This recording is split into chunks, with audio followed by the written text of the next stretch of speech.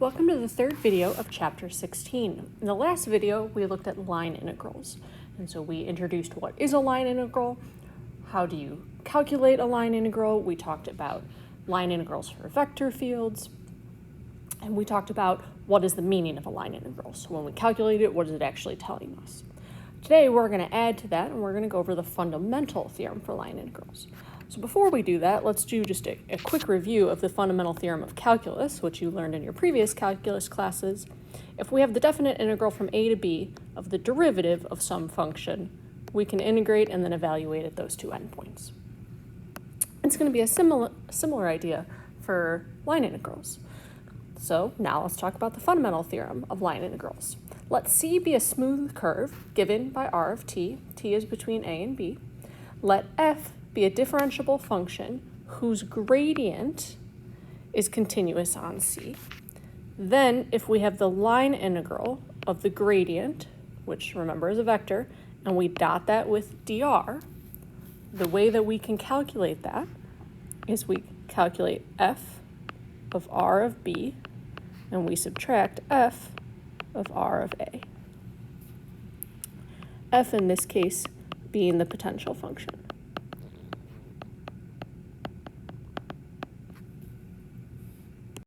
Okay, and I think the best way to see the application of this theorem is just to do an example.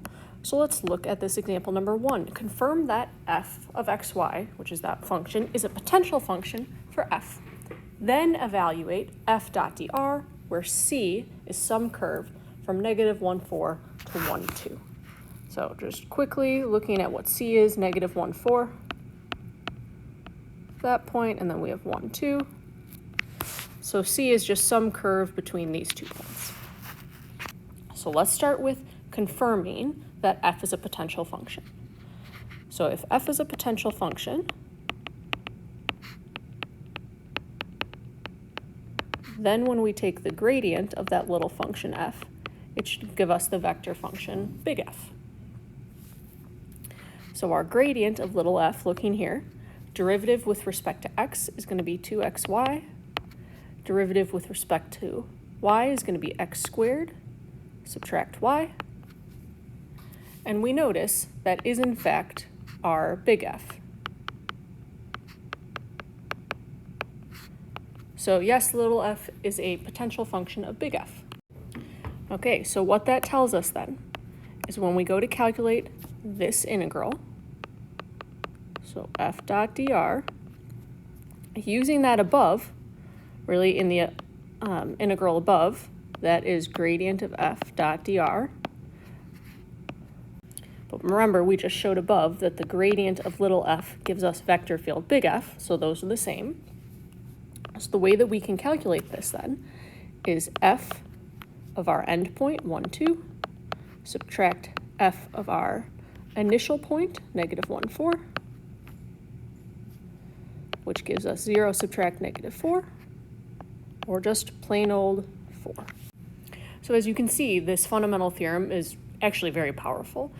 What I want to do is review what does that number actually mean. So what does that 4 represent? When we're looking at f dot dr, because remember there were a whole bunch of line integrals we looked at. We had ds, we had dx, dy, we have f dot dr. The f dot dr one, though, is the big one. That is the work that is done in moving a particle from negative 1, 4 to 1, 2. So then I want to talk about, this theorem is powerful, how would we have done this previously? Without this theorem, what we would have had to do is we would have had to parameterize our curve,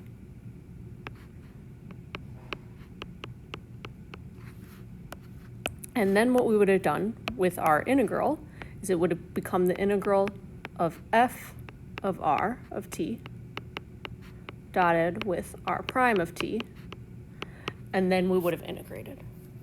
So we notice this problem, the way we did problem number 1, much quicker if we don't have to parameterize the curve.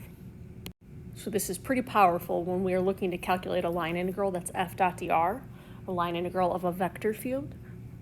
which we use again to calculate work.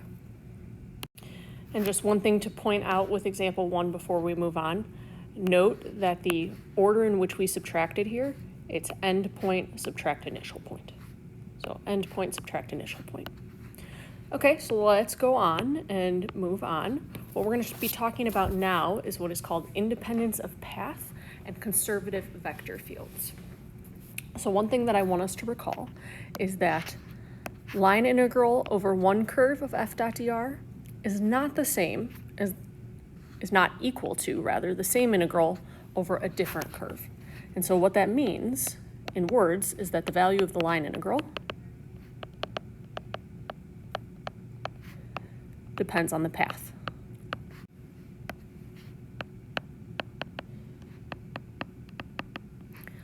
But if we use the fundamental theorem of line integrals from above, the line integral of gradient of f dot dr is going to be equal, even with different curves, as long as those same curves have the same endpoints. Same endpoints. So again, line integral of gradient of f dot dr will be equal in value, even if you have different curves, as long as those curves have the same endpoints.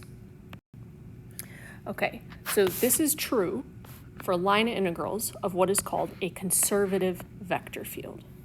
What a conservative vector field means is we say that f is conservative if it has a potential function. So we say that the vector field is conservative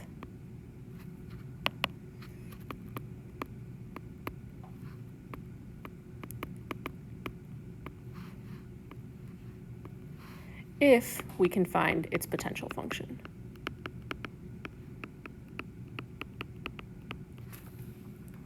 So in general, a line integral of f dot dr is what we call independent of path if f dot dr is equal for different curves for any two paths that have the same initial and end points. Okay, so what this is saying is if we are calculating work, if we're calculating f dot dr, and f, the vector field, is conservative, that means that it's independent of path. It doesn't matter the path to get from the initial point to the end point as long as those points stay the same. Okay, so this has some particular meanings for us when we're looking at closed paths. And you can see a closed path over here. So here is an example of a closed path. If you have a closed path, these three items are all equivalent. So if we say that we have some vector field f that's conservative, so again, remember that means that there exists a little function f such that the gradient of little f would give us the vector field.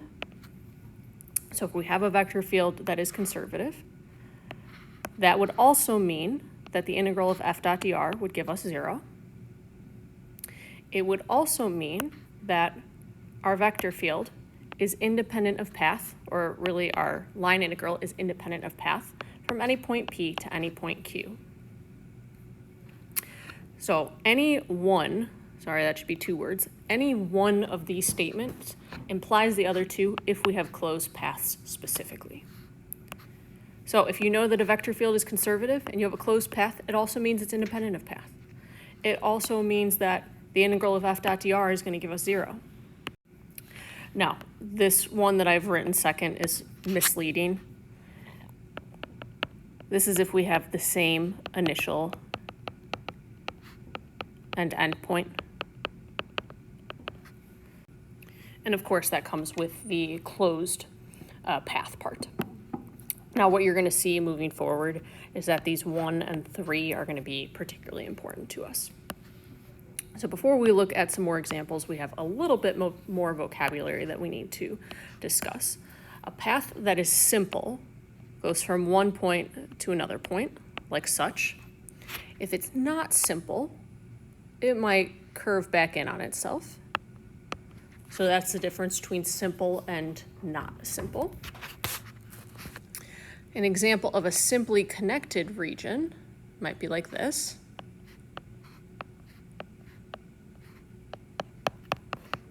So So in words, that means that it is closed and it is non-intersecting.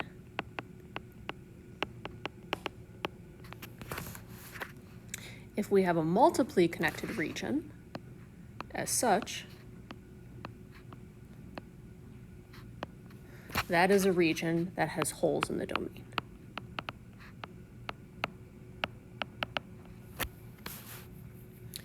Okay, so I'm going to be honest with you, these terms don't come up a whole lot, so I would not put a lot of focus on them.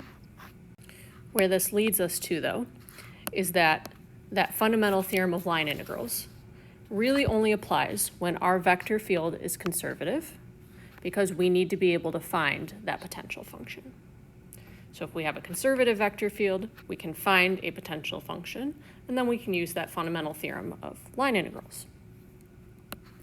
So it would be helpful for us when we have a vector field to know if it's conservative before we even bother to try to find the potential function. So that leads us next to what's called the conservative field test. Let f of xy be equal to p of xyi add q of xyj be a vector field on an open, simply connected region D. If the partial of p with respect to y is equal to the partial of q with respect to x throughout D, then our vector field is conservative. So now, using this idea, we can verify a vector field is conservative, which we can then use to find the potential function. So let's take a look at an example of using this conservative field test. Okay, example 2, show that f of xy is conservative, then find the potential function. So as a quick review, before we use that conservative field test, how would we have done this before? Well, we would have found the potential function. Now I'm going to be lazy. I'm not going to bother to find the potential function. I'm going to make sure it has a potential function first. So if we call this our p and this our q, the partial of p with respect to y is 6xy squared. The partial of q with respect to x is 6xy squared. So because those two are equal, we can say yes, our vector field is conservative. Now it's up to us to find the potential function. Now, finding the potential function we've done before. We know that this is going to be the partial with respect to x. So the partial of f with respect to x, f being our potential function, we know is 2xy cubed. So of course what we're going to want to do then, we're going to want to integrate with respect to x.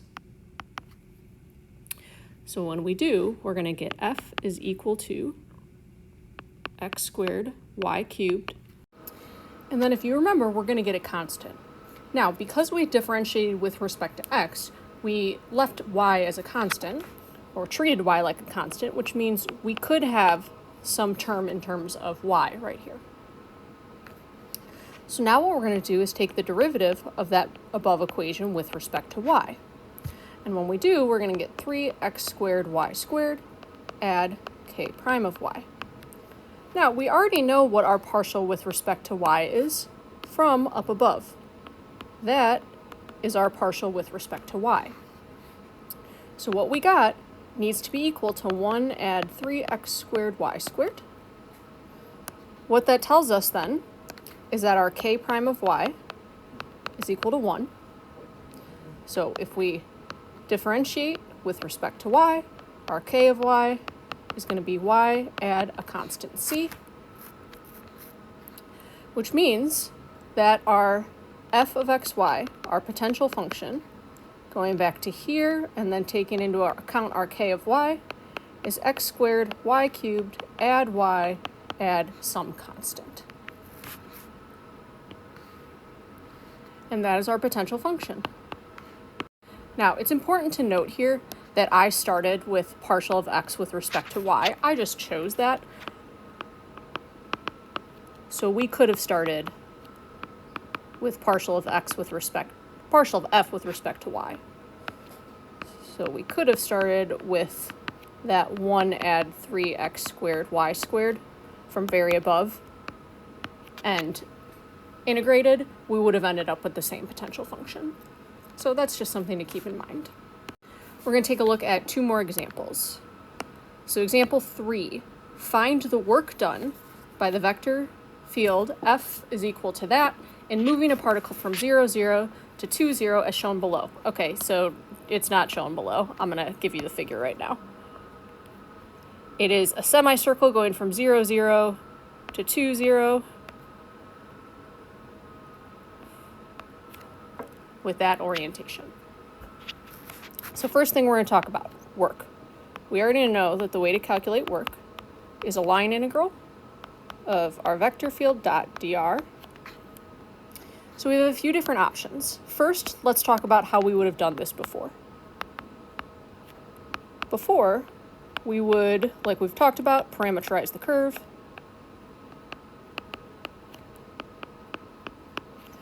And then our line integral of f dot dr would become the integral of f of r of t dotted with r prime of t dt. So we certainly could do that. Now, it might be a little bit easier if we don't have to parameterize the curve. So what we're going to do now is we're going to ask ourselves, is that vector field conservative? If it is, then we can use the fundamental theorem of line integrals. But we have to first prove that the vector field is conservative. This is incredibly important. We cannot skip this step. So if you remember, this right here is our function p, this right here is our function q. So we're going to take the partial of p with respect to y, and we get 3y squared. We're going to take the partial of q with respect to x, and we're going to get 3y squared. Because these two are equal, yes, our vector field is conservative. Okay, so then the reason we do that is because our vector field is conservative, then that work, that line integral of f dot dr, it is f of our ending point, subtract f of our initial point, where that function f, where the gradient of that function f gives us the vector field. So the gradient of little f should give us the vector field. So what we're going to have to do now is, of course, find that potential function.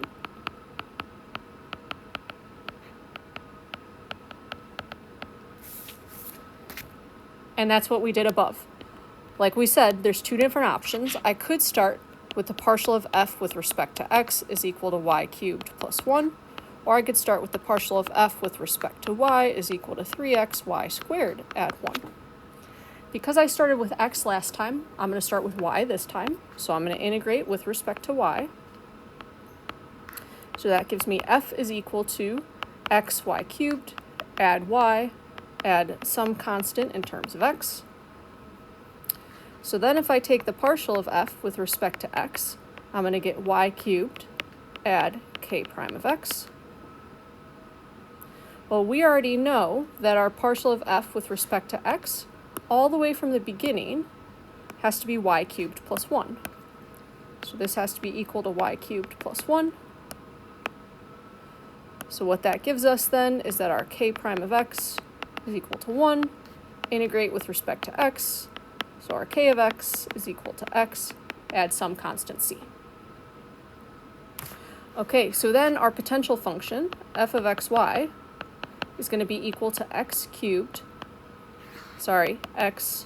y cubed, add y, add x, add some constant. Right, and so just as a review, that comes from here, and then our k of x. So now, finally, the work that we wanted, which is this line integral of f dot dr, is going to be f of 2, 0, subtract f of 0, 0, which is 2 subtract 0, or 2. Okay, few things to note. I want to see this line integral. So a lot of students will jump from work to their calculation. I want to see the line integral because that's actually how we're calculating work. This is just the way we're doing the calculation. Now, if you didn't want to check for the conservative, you certainly could parameterize the curve. Oftentimes that's going to be a little bit more work, but if you want to do that, that is certainly fine. Now, if you're going to use this fundamental theorem of line integrals, you have to first prove that the vector field is conservative. You can't just jump into finding the potential function. Prove that the vector field is conservative, and then you can go on to the fundamental theorem of line integrals. If this conservative check failed, we would have to then parameterize the curve. And then one last note before we keep going.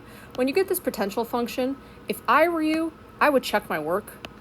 It is really easy to just mentally check the partial of f with respect to x and the partial of f with respect to y, and make sure that you get the vector field that we had in the beginning.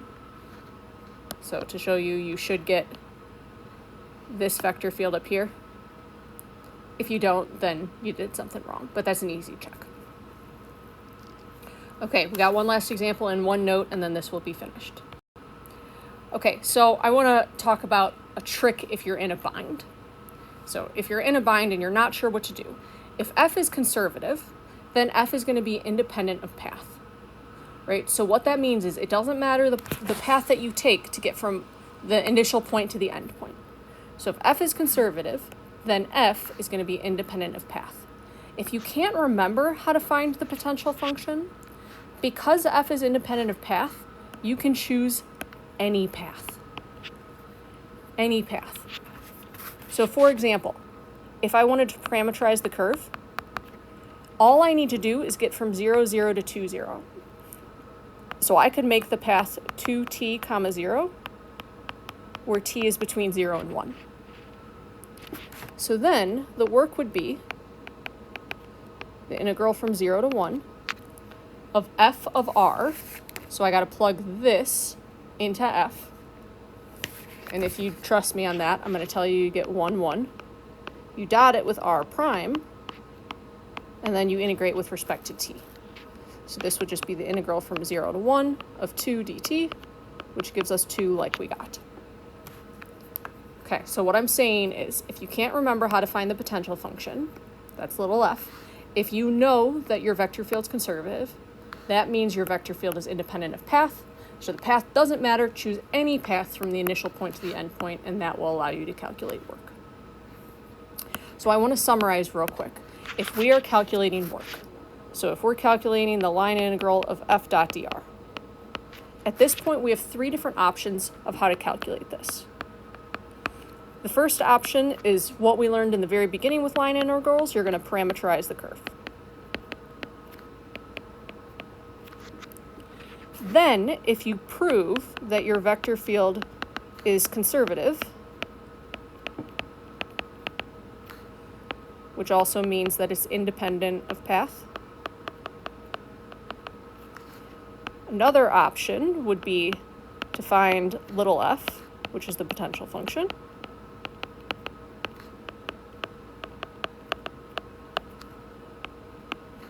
Or you can use, like I said above, any path from initial point to end point. But keeping in mind that these options 2 and 3 are only if your vector field is conservative. Okay, we got one last example 4, and this is one where we're just finding the potential function, and it's because it's a little bit more work than the other ones have been. So we have that vector field. We want to find the potential function such that the gradient of little f is going to give us the vector field. So remember, this is our f with respect to x, this is our f with respect to y, and this is our f with respect to z. So it doesn't matter what you start with. I'm going to start with f with respect to x, which is that y squared. I'm going to integrate with respect to x then. So I'm going to get xy squared. And here's why I wanted to do this one. We integrated with respect to x, which means we treated y and z like constants. Okay, so then it's going to be a similar idea. What I'm going to do is I'm going to take the derivative with respect to y this time. And when I do, I get 2xy, add the partial with respect to y of yz. Okay, we already know, though, the partial with respect to y from up here. So that is our 2xy plus e to the 3z. So what that tells us then is the partial with respect to y is e to the 3z. So we're going to integrate with respect to y. And when we do, we get k of yz is equal to y e to the 3z add, again, a constant. This constant is in terms of z, or this term is in terms of z. You're going to notice this is a function of y and z. It doesn't have x in it. When we integrated with respect to y, we treated z like a constant, which is why we could have some term in terms of z here. Okay, so now what we have so far, we have this f and we have this constant. So right now we have f is equal to xy squared, add ye to the 3z, add k of z. So last thing that I want to do now is take the partial with respect to z. If I do that, I get 3y e to the 3z, add k prime of z. We know our f, though, from here, from the initial vector field. So this has to be equal to 3y e to the 3z, which means our k prime of z is just 0. So when we integrate, we're going to get a constant. So this would suggest to us then the potential function, which is in terms of x, y, and z, is xy squared, add ye to the 3z, add some constant. C, k, it doesn't matter. Now, just check to make sure, right? It takes a minute to just check to make sure this is the potential function. Take the partial with respect to x, and we get y squared. That checks out from our vector field. Take the partial with respect to y, and we get 2xy, add e to the 3z. That checks out again from our vector field. Partial with respect to z is going to be 3y e to the 3z. Again, that checks out with our vector field. Okay, so that was the end of this notes. Again, the whole point here, fundamental theorem of line integrals. It's sometimes easier to calculate work using a line integral if your vector field is conservative. If it's conservative, then you can find the potential function, which is often an easier calculation than parameterizing the curve. And then again, remember, if a vector field is conservative, it also means that that vector field is independent of path. So the path you take doesn't matter as long as the initial point and the end point are the same. Moving forward in our next video, we are going to learn another big theorem to calculate line integrals. I'll see you next time.